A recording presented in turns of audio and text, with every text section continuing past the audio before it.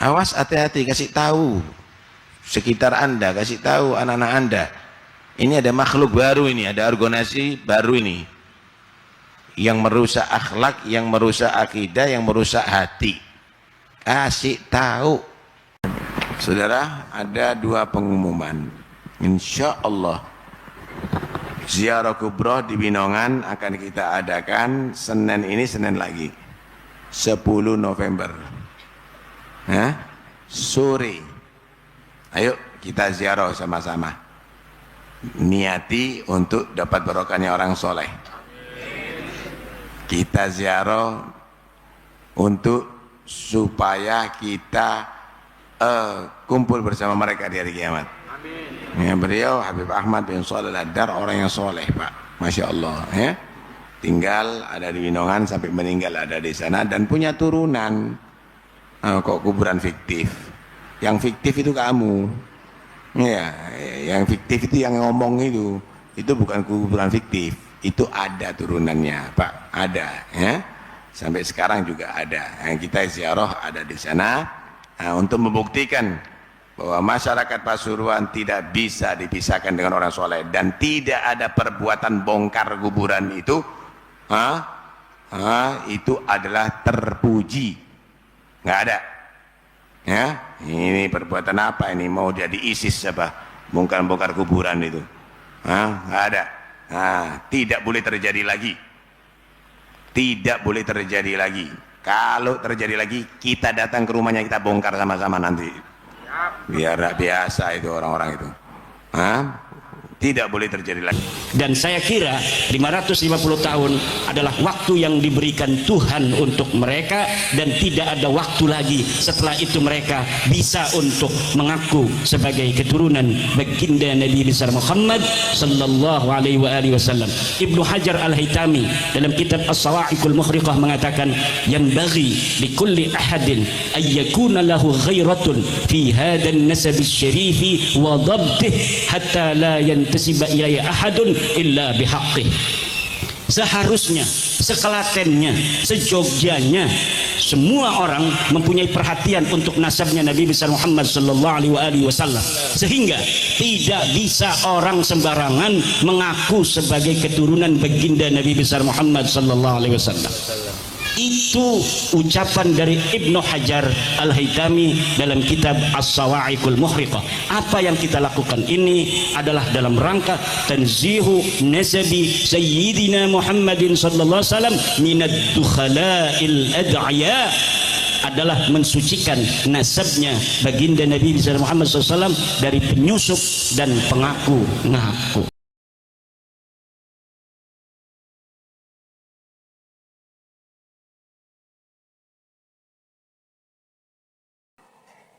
Assalamualaikum warahmatullahi wabarakatuh. Berjumpa kembali bersama Konsep Kehidupan Channel. Sehat walafiat dan mudah-mudahan selalu dalam lindungan Allah Subhanahu wa ta'ala. Amin ya rabbal alamin. Sahabat dan saudara-saudara, saya menyampaikan tentang apa yang terjadi, entah itu kemarin, entah itu yang baru saja sekarang ya, tentang statement-statement para petinggi di negara kita yang mungkin banyak orang-orang tersentil ya dengan ucapan-ucapannya. Tetapi dalam video ini sekali lagi tidak ada maksud untuk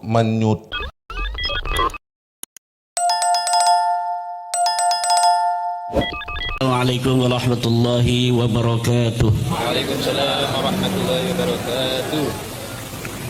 Alhamdulillahil malikil hakim, al-jawadil karimil azizir rahim, fattariqu ilayhi wadihun lil qasidin, waddalilu alayhi laikhun lin nadhirin. Wassalatu wassalamu ala ashrafil mursalin Sayyidina Muhammadin wa ala alihi wa ashabihi at-tayyibin at-tahirin. Ya Hayyu ya Qayyum ya Hannan ya Mannan ya Dayyan ya Sultan ya Dzal Jalali wal Ikram. Amma ba'du, fa ya ashabal fadail, hadaratil mukarramin, wa bil khusus guru kita bersama sahibil bait khadimi Ma'hadil Islam Pondok Pesantren Raudhatus Shalihin Romo Kiai Haji Nawawi Al-Klateni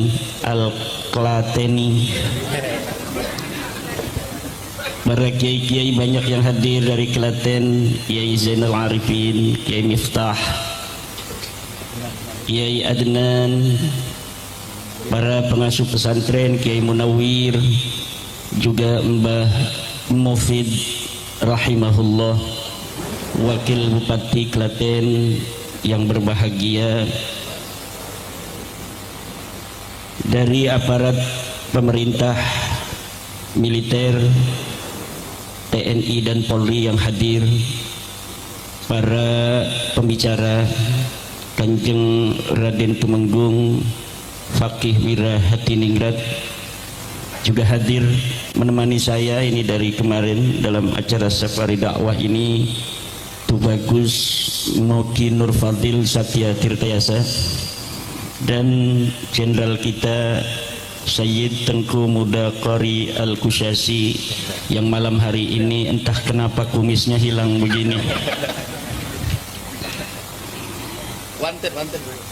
Ketua Panitia Kang Mas Agus Iskandar dan seluruh panitia acara seminar peradaban Islam Nusantara yang diadakan di Pondok Pesantren Raudhatus Shalihin Klaten ini. Semoga seluruh panitia Allah berikan balasan yang berlipat ganda. Allah banyakkan rezekinya, Allah tingkatkan, naikkan derajatnya. Karena saya kira acara ini terselenggara atas niat yang baik, ingin memberikan pencerahan kepada kita semua yang hadir pada malam hari ini. Tidak lupa terima kasih yang tiada terhingga pada seluruh sahabat-sahabat Banser, dari mulai pertigaan yang ada di depan sana ini luar biasa semangatnya, banyak sekali, juga dari Pagar Nusa yang hadir, dari Laskar Wali Songo, dari Laskar Mataram ini Kang Mas Abdul Razak dan Kang Mas siapa? Kang Alap-Alap Mataram. Juga ada kiai kita dari Demak ini, Kiai Mujtahidin, Kiai Iding Mujtahidin dari Demak, Terah Sunan Kalijogo hadir di tengah-tengah kita.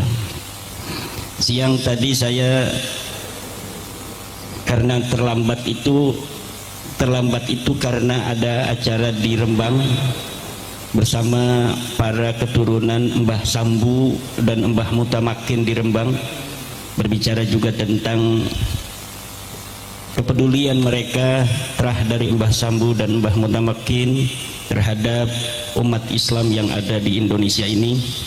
Paginya saya bersama para pengurus kesepuan Nahdlatul Ulama termasuk Rai Suriah Syarif Kiai Haji Fadil dari Grobogan mengadakan acara ziarah bersama kepada seorang tokoh Islam di tanah Jawa, As-Sayyid Ibrahim atau yang lebih kita kenal dengan Joko Tarub bin Maulana Maghribi, yang silsilahnya juga muttasil sampai kepada baginda Nabi besar Muhammad sallallahu alaihi wasallam, dengan Bapak Kepala Desa dan perangkat desa. Dan kami makan makanan khas di Desa Tarub berupa nasi jagung. Jadi ternyata ada yang masih menjaga tradisi masa lalu di daerah kita, di mana dulu banyak yang untuk makanan pokok itu selain nasi juga adalah jagung. Nah ini saya merasakan nikmatnya makan nasi jagung di Desa Tarub bersama kepala desa dan perangkat desa dan seluruh para kiai yang hadir. Malamnya saya di Grobogan ceramah. Jadi ini kalau mukanya kelihatan capek, memang capek. Dan ini belum selesai. Jam 1 malam ini saya masih ada acara sampai pagi di Yogyakarta bersama Kang Mas Fuad Pleret dan tokoh-tokoh DNA, yaitu Dr. Sugeng Sugiharto dan para pemerhati daripada Islam Nusantara, yang juga malam hari ini kita sedang mengadakan seminar tentang Islam Nusantara. Islam Nusantara itu sebenarnya Islam yang universal. Sebelum ke bab nasab, Islam Nusantara adalah Islam universal yang turun dari langit, dari Allah Subhanahu wa Ta'ala, dibawa oleh malaikat Jibril kepada Kanjeng Nabi besar Muhammad sallallahu alaihi wasallam. Yang ada di Arab, yang ada di Asia, yang ada di Afrika itu sama dengan Islam yang turun ada di Jawa ini secara universal. Tetapi kenapa kemudian ada nama Nusantara? Nama Nusantara ini merupakan sebuah tipologi keislaman yang terjadi akibat adanya komunikasi yang tiada henti antara Islam itu sendiri sebagai sebuah ajaran ilahiyah dengan tempat di mana dia itu ada. Jadi antara Islam yang universal yang datang dari Allah itu akan ada interaksi, komunikasi tiada henti antara dirinya sebagai sebuah ajaran dengan tempat di mana dia berkembang. Ajaran Islamnya contoh adalah ajaran sholat 5 waktu. Ya, sholat 5 waktu di Arab sama, Dohor, subuh, maghrib, isya, subuh. Yang ada di Jawa sama, 5 waktu. Syaratnya sama, rukunnya juga sama. Ketika di Arab Islam datang mewajibkan sholat, orang Arab pakaiannya pakaian Arab, maka kemudian adanya interaksi antara ajaran ilahiyah dengan tradisi masyarakat Arab dalam berpakaian. Kemudian kita kenal sholatnya orang Arab pakai jubah. Ketika Islam yang universal ini dibawa ke Jawa pakainya belangkon, wah ini sekarang belangkonnya nggak ada ini, Gus pakai. Maka kemudian orang Jogja, orang Solo sholatnya pakai belangkon. Jadi kalau ada orang lagi sholat pakai belangkon, pakai sarung batik, ini orang nanti akan lihat, oh itu orang Jogja, Islam Jogja atau Islam Nusantara. Kalau pakai peci nasional ada di Mekah, orang akan tahu, oh itu siapa itu orang sholat pakai peci hitam, oh itu Islam Indonesia.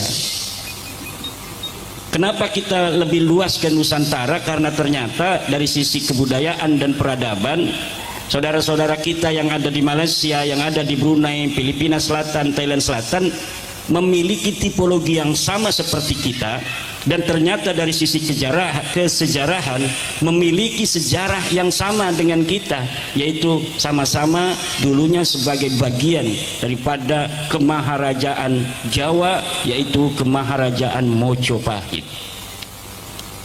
Islam Nusantara yang hari ini dikembangkan oleh Nahdlatul Ulama dan ingin diperkenalkan ke seluruh pelosok dunia, telah berhasil membawa suasana keislaman yang energinya menjadikan bangsa Indonesia yang terdiri dari ratusan suku, 1.400 suku bangsa atau 700 suku bangsa dengan 1.400 bahasa, dengan berbagai macam adat istiadat yang ada, dengan agama dan kepercayaan yang jumlahnya ratusan. Agama yang diakui di Indonesia ada 6, tetapi kepercayaan yang lain ini yang juga dilindungi itu luar biasa banyaknya. Dengan keragaman seperti itu dan kemayoritasan umat Islam yang ada di Indonesia yang mencapai 90%, ternyata keislaman di Indonesia telah terbukti dapat membawa Indonesia sampai saat ini dalam persatuannya, dalam kedamaiannya, dalam toleransinya, dalam saling hormat menghormati antara satu suku dengan yang lainnya, antara satu agama dengan agama lainnya. Dan ini ternyata ada kaitan dengan cara pandang keagamaan yang dimiliki oleh mayoritas umat Islam Indonesia. Menurut Alpara Riset sekarang ini telah mencapai 56% orang yang mengaku Islam di Indonesia ternyata mereka mengaku sebagai bagian dari Nahdlatul Ulama. Dan Nahdlatul Ulama dalam ajarannya adalah ajaran yang merupakan warisan daripada ajaran Wali Songo. Ajaran Wali Songo yang hari ini dipegang teguh oleh Nahdlatul Ulama sebagai sebuah organisasi dari paham keagamaan mayoritas kita umat Islam di Indonesia telah terbukti senada dan seirama dengan dasar dan ideologi bangsa kita, yaitu Pancasila. Maka Pancasila dan Nahdlatul Ulama ini dijadikan sebuah lambang dari kedamaian yang sejak merdeka 1945 sampai hari ini dirasakan oleh bangsa Indonesia tidaklah bisa dilepaskan dari Pancasila dan Nahdlatul Ulama. Boleh tepuk tangan untuk Nahdlatul Ulama dan Pancasila. Kemudian yang perlu juga saya ungkapkan dalam kesempatan yang berbahagia ini, dalam kedamaian itu, dalam keniscayaan persatuan yang harus tetap ada selama-lamanya, apa kira-kira tantangan yang akan dihadapi oleh umat Islam Indonesia dan oleh umumnya bangsa Indonesia? Tidak ada yang lain selain adalah paham anti negara kesatuan Republik Indonesia. Pancasila dan Nahdlatul Ulama harus bekerja sama secara kontinu dan terus menerus sampai selama-lamanya untuk menjaga negara kesatuan Republik Indonesia. Komponen antara NU dan Pancasila ini tidak boleh dipisahkan. Pancasila yang pertama adalah ketuhanan yang Maha Esa, sama dengan NU. Yang kedua, kemanusiaan yang adil dan beradab. Ini yang ada kaitan dengan pembahasan kita malam hari ini. Kemanusiaan yang adil dan beradab. Apa artinya kemanusiaan yang adil dan beradab? Bagi Pancasila, semua bangsa Indonesia ini sama dari sisi kemanusiaan. Dia memiliki hak yang sama sebagai bangsa, dia memiliki kewajiban yang sama, dia memiliki penghormatan yang harus diterima yang sama dari negara, dia juga memiliki hak yang sama sebagai pribadi dalam kemanusiaannya yang telah dimuliakan oleh Allah Subhanahu wa taala. Al-Quran mengatakan laqad karramna bani Adam, dan sungguh aku telah memuliakan manusia sesuai dengan kemanusiaan yang adil dan beradab. Nah, sekarang ini yang ada masalah adalah dengan cara pandang kita sebagai Nahdiyin. Cara pandang kita sebagai Nahdiyin dengan salah satu paham keagamaan menghormati orang yang mengaku keturunan baginda Nabi besar Muhammad sallallahu alaihi wasallam.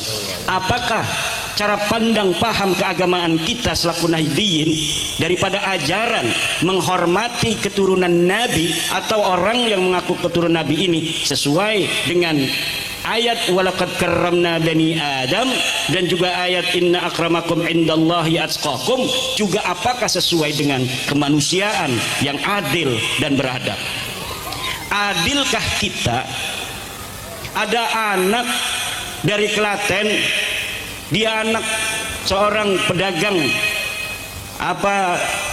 pedagang kecil, bapaknya bukan kiai, bapaknya bukan jenderal, bapaknya bukan raden, kemudian dia ini mesantren, setelah mesantren dia pintar, kemudian ketika dia pintar, ketika dia ini cerdas, bisa baca kitab kuning, kemudian ada orang bodoh yang katanya keturunan Nabi, lalu dikatakan orang bodoh yang katanya keturunan Nabi ini dengan orang yang cerdas ini muliaan orang yang bodoh, bahkan dia minum minuman keras, bahkan dia berzina dan lain sebagainya, dengan orang yang saleh yang dari keturunan biasa-biasa saja, dia bertakwa kepada Allah, dia puasa bulan Ramadan, dia bisa baca kitab kuning, kemudian kita mengatakan bahwa ini orang lebih mulia daripada orang yang bertakwa ini. Apakah sesuai dengan kemanusiaan yang adil dan beradab? Tidak. Jawab. Tidak. Tidak ada di dalam ajaran Islam manusia dilihat kemuliaannya hanya dari keturunannya. Tidak ada. Orang ada. Lihat dari mulai alhamdulillahi rabbil alamin sampai wannas, adakah kekhususan bagi keturunan seseorang mendapatkan privilege dari agama Islam bahwa dia harus dihormati lebih walaupun dia berbuat kemaksiatan, dia harus tetap disayangi walaupun dia berzina, dia harus tetap dicintai walaupun dia tidak pernah sholat. Cari dari Al-Quran, mulai dari Al-Fatihah sampai surat An-Nas. Cari di dalam Sahih Al-Bukhari dari juz pertama halaman pertama sampai juz keempat halaman terakhir. Tidak ada kekhususan seseorang dimuliakan lebih dari yang lainnya hanya berdasar keturunannya.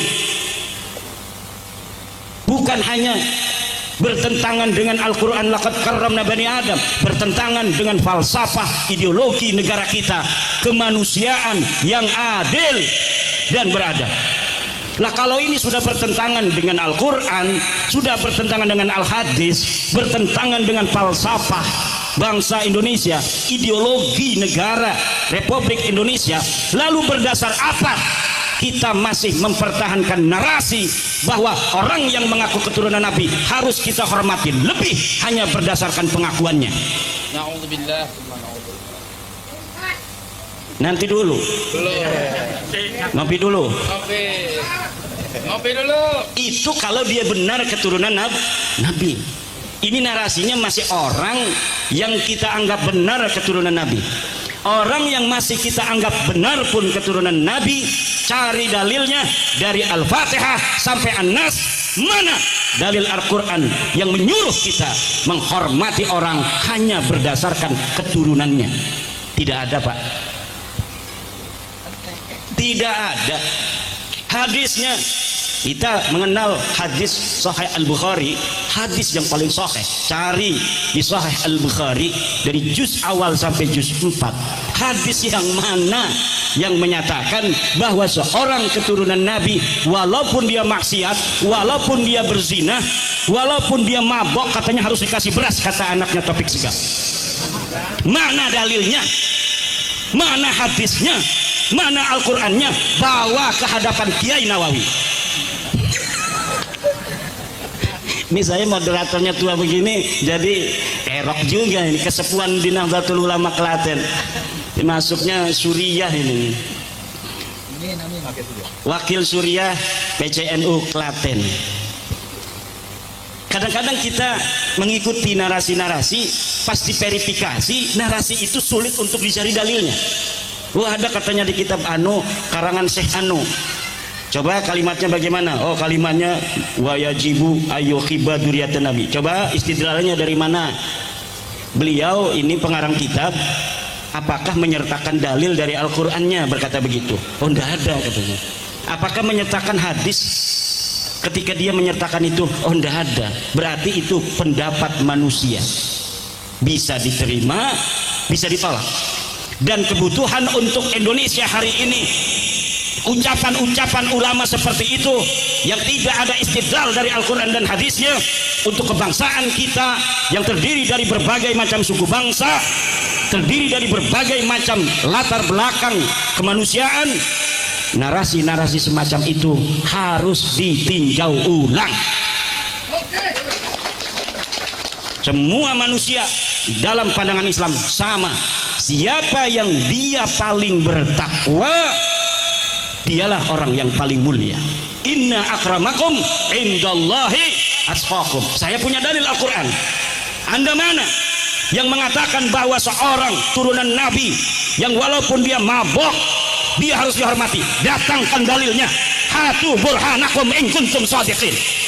Tidak bakal dia bisa menemukan dalilnya kecuali hanya aha walat nanti ente. Mana dalilnya? Nggak ada, Pak. Jangan mau dibohongi. Mana dalilnya seseorang harus dihormati karena dia keturunan Nabi walaupun dia mabok? Jangan mau dibohongi oleh penceramah-penceramah Balawi. Lihat itu di YouTube, ceramahnya tiap hari demikian. Jadi mereka sebelum bermaksiat, mereka bikin disclaimer dulu. Kalau ada dari kita yang bermaksiat, tetap wajib dihormati, jangan ikuti, tapi zatnya ini ada darahnya Nabi. Disclaimer itu Pak namanya. Itu masa lalu. Hari ini tidak akan lagi bangsa Majapahit akan mau dibodohi oleh orang-orang seperti mereka. Kalau kita ngomong Indonesia masih belum bisa, kita katakan kita bangsa Majapahit agar mereka tahu bagaimana leluhur kita dulu menjadi penguasa di dunia ini.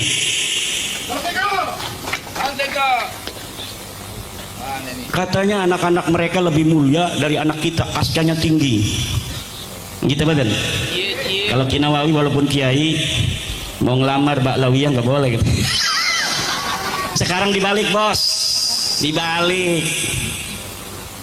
Siapa anak-anak Jawa perempuannya mau dilamar jangan boleh, ente nggak level. Ini DNA-nya khusus untuk O dan yang lainnya. Untuk G minggir dulu, nggak level. Kecuali ente bisa ngerubah apa namanya tes DNA-nya. Jangan G, baru bisa melamar anak-anak Jawa, anak-anak keturunan para orang-orang yang telah mampu membuat peradaban besar di masa lalu. Wih, jangan rasis katanya Kiai Iman ngomong. Kami hanya baru sekarang loh. Ente udah berpuluh-puluh tahun ngomong begitu, kita diam-diam baik gitu baten. Kok kita ngomong begitu sebentar aja udah pada kepelingan begitu? Seteres. Wih, Anda menyakiti kami. Emang kita kagak sakit dia ngomongin begitu? Gitu badan. Ini kemanusiaan yang adil dan beradab. Bangsa Indonesia harus lebih cerdas di dalam memandang paham-paham keagamaan yang ada di media sosial. Jangan sampai terjebak kepada narasi-narasi yang seakan-akan itu adalah ajaran agama, tapi sebenarnya kalau dipikirkan bukan ajaran agama. Cerita-cerita yang tidak masuk akal dengan framing karomah, framing keramat, padahal itu bisa jadi tidak terjadi sama sekali.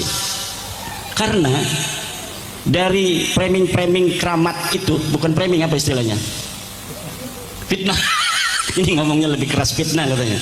Cerita-cerita di YouTube bahwa kakeknya dulu kalau ada orang mati, walaupun dia sudah mati ratusan tahun, maka dia akan keluar ikut menyembahyangi orang yang mati itu agar orang itu diampuni dosanya. Masya Allah. Kalah Nabi. Neraka itu bisa ditiup padam oleh kakek mereka. Masya Allah. Kakek mereka bisa menurunkan rantai emas dari langit. Masya Allah. Kalau nurunin rantai emas kaya dong. Betul nggak? Kaya dong. Kalah dong Cikotok di Banten itu ladang emas. Tapi nyatanya negara mereka miskin. Betul nggak? Nyatanya kok minta-minta duit sama orang Jawa. Gitu badan. Ini yang terjadi. Katanya karomanya luar biasa, kok negaranya masih miskin. Karomanya luar biasa, kok perang melulu. Kita damai-damai baik, gimana? Ngopi enak tanpa gula. Kalau yang masih pakai gula itu bermasalah.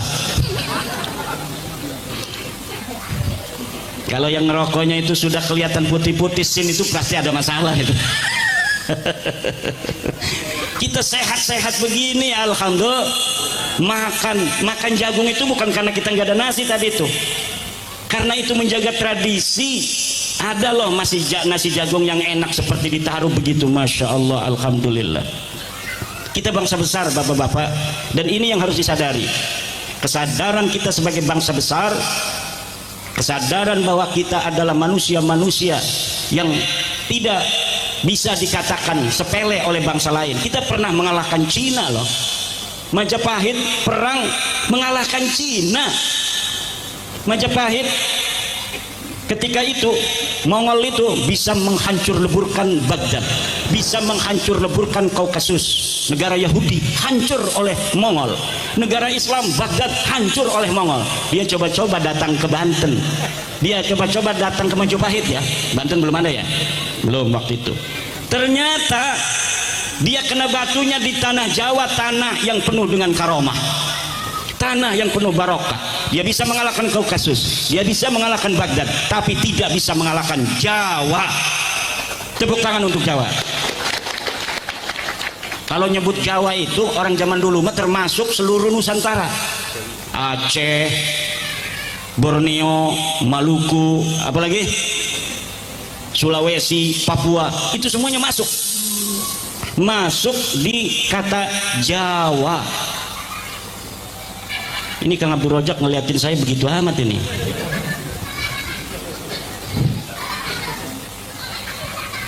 Bapak Ibu, nah lalu sekarang apakah benar itu orang-orang yang mengaku keturunan Nabi itu?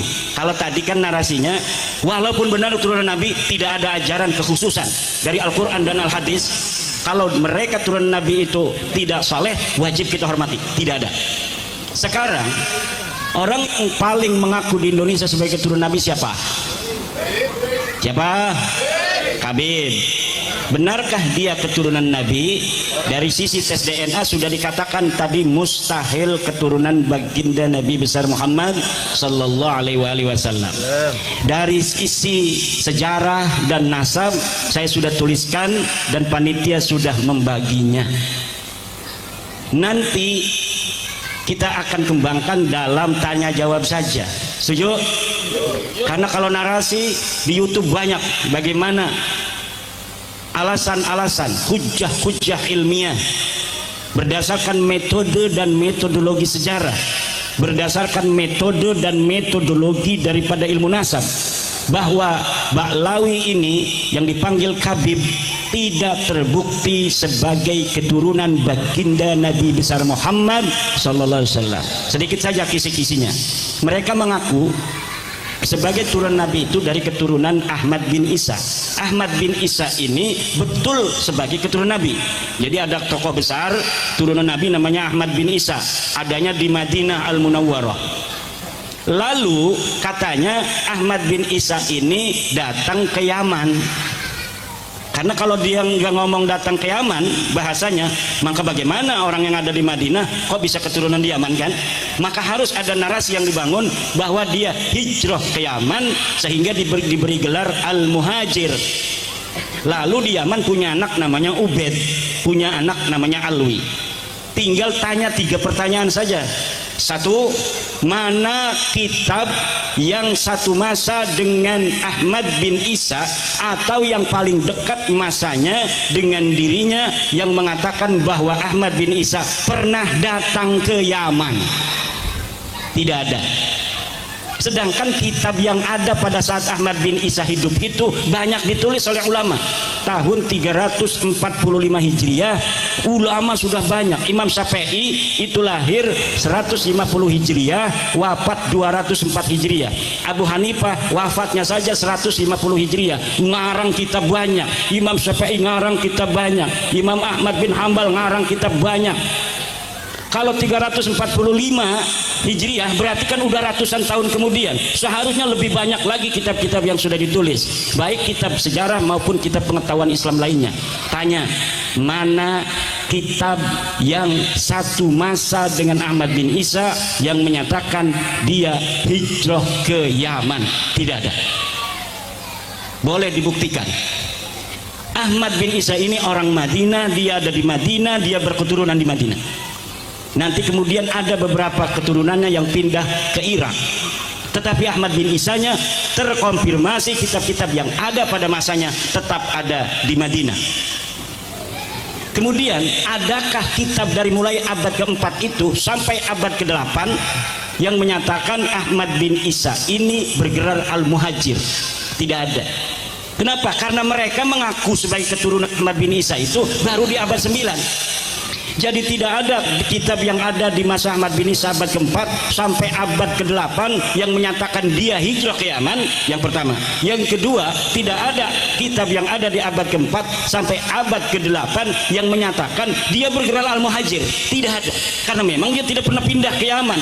Yang ketiga, tidak ada kitab abad yang keempat sampai abad ke-8 yang menyatakan dia punya anak namanya Ubaid. Kenapa tidak ada dari abad keempat sampai abad ke-8? Karena memang pengakuannya baru di abad 9 Hijriah. Dari 345 Hijriah sampai pengakuannya 895 Hijriah, ini mencapai 550 tahun. Kesunyian 550 tahun tanpa data, mereka mengarang kisah-kisah itu di abad 9 tanpa ada referensi sedikit pun dari kitab-kitab sebelumnya. Kemudian hitung dari 895 Hijriah itu sampai hari ini 1445 Hijriah itu juga jumlahnya sama 550 tahun.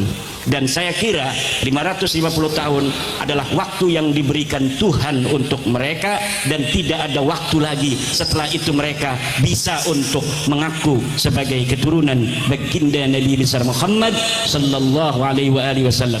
Ibnu Hajar Al-Haytami dalam kitab As-Sawa'iqul Muhriqah mengatakan, yang bagi likulli ahadin ay yakuna lahu ghairatun fi hadan nasab syarifi wa dhabtih hatta la yantasiba ilaihi ahadun illa bihaqqih. Seharusnya, sekelatennya, sejogjanya semua orang mempunyai perhatian untuk nasabnya Nabi besar Muhammad sallallahu alaihi wasallam, sehingga tidak bisa orang sembarangan mengaku sebagai keturunan baginda Nabi besar Muhammad sallallahu alaihi wasallam. Itu ucapan dari Ibnu Hajar Al-Haytami dalam kitab As-Sawa'iqul Muhriqah. Apa yang kita lakukan ini adalah dalam rangka tanzihu nasabi Sayyidina Muhammadin sallallahu alaihi wasallam minad dukhala'il ad'iya, adalah mensucikan nasabnya baginda Nabi Muhammad SAW dari penyusup dan pengaku.